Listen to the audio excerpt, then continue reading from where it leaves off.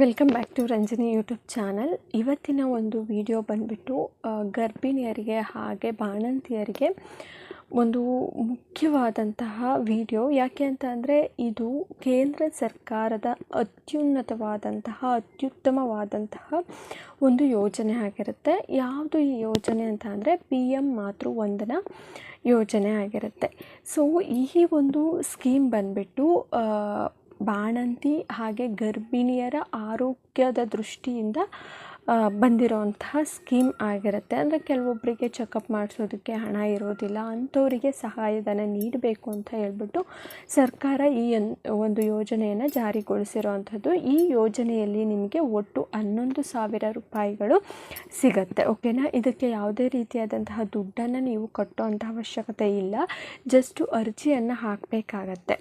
So ಅರ್ಜಿಯನ್ನು ಯಾವಾಗ ಹಾಕಬೇಕು, ಹಾಗೆ ಎಲ್ಲಿ ಹಾಕಬೇಕು, ಯಾವ್ಯಾವ ದಾಖಲೆಗಳು ಬೇಕು, ಪ್ರತಿಯೊಂದನ್ನು ಕೂಡ ಈ ಒಂದು ವಿಡಿಯೋದಲ್ಲಿ ನಿಮಗೆ ತಿಳಿಸ್ಕೊಡ್ತೀನಿ. ಮೊದಲನೇದಾಗಿ ಅರ್ಜಿಯನ್ನು ಯಾವಾಗ ಹಾಕಬೇಕು ಅಂತಂದರೆ, ನೀವು ಗರ್ಭಿಣಿ ಆದ ನಂತರ ನಿಮಗೆ ತಾಯಿ ಕಾರ್ಡ್ ಎಲ್ಲ ಬರುತ್ತಲ್ವ, ಆ ನಂತರ ನೀವು ಈ ಒಂದು ಸ್ಕೀಮಿಗೆ ಅಪ್ಲೈ ಮಾಡಬಹುದು. ಏನೇನೆಲ್ಲ ಡಾಕ್ಯುಮೆಂಟ್ಸ್ ಬೇಕು ನಿಮಗೆ ಅಪ್ಲೈ ಮಾಡೋದಕ್ಕೆ ಅಂತ ಅಂದರೆ, ಮೊದಲನೇದಾಗಿ ತಾಯಿ ಕಾರ್ಡ್ ಕೊಡ್ತಾರಲ್ವ, ಸೊ ತಾಯಿ ಕಾರ್ಡ್ ಬೇಕಾಗತ್ತೆ.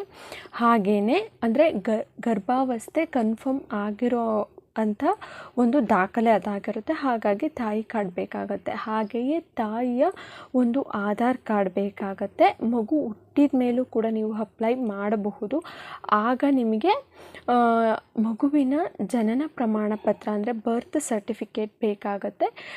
ಮತ್ತು ಒಂದು ಐಡೆಂಟಿಟಿ ಪ್ರೂಫಿಗೋಸ್ಕರ ನಿಮ್ಮ ಐಡೆಂಟಿಟಿ ಕಾರ್ಡ್ ಬೇಕಾಗತ್ತೆ, ಮೊಬೈಲ್ ನಂಬರ್ ಬೇಕಾಗತ್ತೆ. ಸೊ ಈ ಎಲ್ಲ ದಾಖಲೆಗಳನ್ನು ನೀವು ತೆಗೆದುಕೊಂಡು ಹೋಗ್ಬಿಟ್ಟು ಅಂಗನವಾಡಿ ಕೇಂದ್ರದಲ್ಲಿ ಇಲ್ಲ ಆಶಾ ಕಾರ್ಯಕರ್ತೆ, ಮೇಯ್ನಾಗಿ ಅಂಗನವಾಡಿ ಕೇಂದ್ರಗಳಲ್ಲಿ ಈ ಒಂದು ಯೋಜನೆಯನ್ನು ಅಪ್ಲೈ ಮಾಡಬಹುದು. ಮುಂಚೆ ಎಲ್ಲ ಲಾಗಿನ್ ಆಗಿ ನಾವೇ ಅಪ್ಲೈ ಮಾಡ್ಬೋದಿತ್ತು. ಈಗ ಆ ರೀತಿಯಾದಂತಹ ಸ್ಕೀಮ್ ಇಲ್ಲ. ಯಾಕೆ ಅಂತಂದರೆ ಫೇಕಾಗಿ ತುಂಬ ರಿಜಿಸ್ಟ್ರೇಷನ್ ಆಗ್ತಾಯಿತ್ತು. ಹಾಗಾಗಿ ಆ ಒಂದು ಫೆಸಿಲಿಟಿನ ತೆಗೆದಿದ್ದಾರೆ. ಈಗ ಅಂಗನವಾಡಿ ಕಾರ್ಯಕರ್ತೆಯರಿಗೆ ಅವ್ರದ್ದೇ ಆದಂತಹ ಒಂದು ಲಾಗಿನನ್ನು ಕೊಟ್ಟಿರ್ತಾರೆ.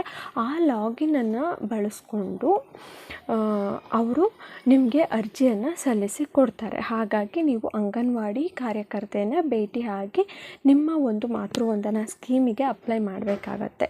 ಸೊ ಈ ಒಂದು ಸ್ಕೀಮಲ್ಲಿ ಯಾವ ರೀತಿಯಾಗಿ ಅಮೌಂಟ್ ಬರುತ್ತೆ ಅಂತಂದರೆ, ಒಟ್ಟಾಗಿ ನಿಮಗೆ 11,000 ಅಮೌಂಟ್ ಬರುತ್ತೆ. ಅದರಲ್ಲಿ 5,000 ಮೊದಲನೇದಾಗಿ ಬರುತ್ತೆ. ಈಗ ಮೊದಲನೇ ಸಾರಿ ಗರ್ಭಿಣಿ ಆದರೆ ನಿಮಗೆ 5,000 ರೂಪಾಯಿ ಬರುತ್ತೆ. ನಿಮಗೆ ಗಂಡು ಮಗು ಆದ್ರೂ ಬರುತ್ತೆ, ಹೆಣ್ಣು ಮಗು ಆದ್ರೂ ಬರುತ್ತೆ. ಓಕೆನಾ. ಮೊದಲನೇ ಸಾರಿ ಗರ್ಭಿಣಿ ಆದಾಗ 5,000 ರೂಪಾಯಿ ಬರುತ್ತೆ. ಇನ್ನು 6,000 ರೂಪಾಯಿ ಇರುತ್ತಲ್ಲ, 6,000 ರೂಪಾಯಿ ಯಾವಾಗ ಬರುತ್ತೆ ಅಂತ ಅಂದರೆ, ನೀವು 2ನೇ ಬಾರಿ ಗರ್ಭಿಣಿಯಾಗಿ ಆಗ ನಿಮಗೆ 2ನೇ ಮಗು ಬಂದು ಹೆಣ್ಣು ಮಗು ಆದಾಗ ಮಾತ್ರ ನಿಮಗೆ 6,000 ರೂಪಾಯಿ ಬರೋವಂಥದ್ದು. ಇಲ್ಲ ಅಂತಂದರೆ 5,000 ಅಷ್ಟೇ ಬರುತ್ತೆ. ನೆಕ್ಸ್ಟು ಈ 5,000 ಅಮೌಂಟು ನೀವೇನಾದರೂ ಗರ್ಭಿಣಿ ಆಗಿದ್ದಾಗಲೇ ಅಪ್ಲೈ ಮಾಡಿದ್ರೆ ಮಾತೃವಂದನಾ ಸ್ಕೀಮಿಗೆ ಒಂದು ಸಾರಿ 1,000 ರೂಪಾಯಿ ಬರುತ್ತೆ. ನೆಕ್ಸ್ಟು ಇನ್ನೊಂದು ಸಾರಿ 2,000, ನೆಕ್ಸ್ಟು 2,000, 3 ಕಂತಾಗಿ ಈ ಒಂದು ಅಮೌಂಟು ಬರುತ್ತೆ. ಅಕಸ್ಮಾತ್ ನೀವು ಹೆರಿಗೆ ಆದ ನಂತರ ಅಪ್ಲೈ ಮಾಡಿದ್ದೀರಾ ಅಂತ ಅಂದರೆ ನಿಮಗೆ ಒಂದೇ ಸಾರ್ತಿ 5,000 ರೂಪಾಯಿನೂ ಕೂಡ ಬರುತ್ತೆ. ಓಕೆನಾ. ಈಗ ಈ ಒಂದು ಸ್ಕೀಮ್ ಬಗ್ಗೆ ನಿಮಗೆ ಒಂದು ಐಡಿಯಾ ಸಿಕ್ಕಿದೆ ಅಂತ ಅಂದ್ಕೊಂಡಿದ್ದೀನಿ. ನಿಮಗೆ ಇನ್ನೂ ಏನಾದರೂ ಡೌಟ್ಸ್ ಇತ್ತು ಅಂತಂದರೆ ಕಮೆಂಟ್ ಬಾಕ್ಸಲ್ಲಿ ಕಮೆಂಟ್ ಹಾಕಿ. ಇಲ್ಲ ಅಂತಂದರೆ ನಿಮ್ಮ ಅಂಗನವಾಡಿ ಕೇಂದ್ರ ಏನಿರುತ್ತೆ ಆ ಅಂಗನವಾಡಿ ಕೇಂದ್ರಕ್ಕೆ ಹೋಗ್ಬಿಟ್ಟು ಅಲ್ಲಿ ಇರುವಂತಹ ಕಾರ್ಯಕರ್ತೆಯನ್ನು ವಿಚಾರಿಸಿದ್ರೆ ನಿಮಗೆ ಕಂಪ್ಲೀಟ್ ಇನ್ಫಾರ್ಮೇಷನ್ ಅವರು ಕೊಡ್ತಾರೆ. ಓಕೆನಾ. ಸೊ ತುಂಬ ಯೂಸ್ಫುಲ್ ಆದಂತಹ ಒಂದು ಸ್ಕೀಮ್ ಆಗಿರುತ್ತೆ. ಗರ್ಭಿಣಿಯರಿಗಾಗಿರ್ಬೋದು, ಬಾಣಂತಿಯರಿಗಾಗಿರ್ಬೋದು, ನೀವು ಇದನ್ನು ಆರಾಮಾಗಿ ಯೂಸ್ ಮಾಡ್ಕೊಳ್ಬೋದು. ಯಾಕೆ ಅಂತಂದರೆ ನಿಮ್ಮ ಹತ್ರ ಇರುವಂಥ ಅಂಗನವಾಡಿಗೆ ಹೋಗ್ಬಿಟ್ಟು ನೀವು ಅಪ್ಲೈ ಮಾಡಿಸ್ಬೋದು.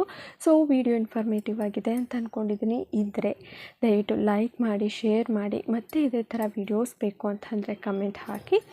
ಅದ್ರ ಬಗ್ಗೆ ನಾನು ತಿಳಿಸ್ಕೊಡ್ತೀನಿ. ಸಬ್ಸ್ಕ್ರೈಬ್ ಮಾಡಿಕೊಂಡು ವಿಡಿಯೋನ ನೋಡಿ. Thank you.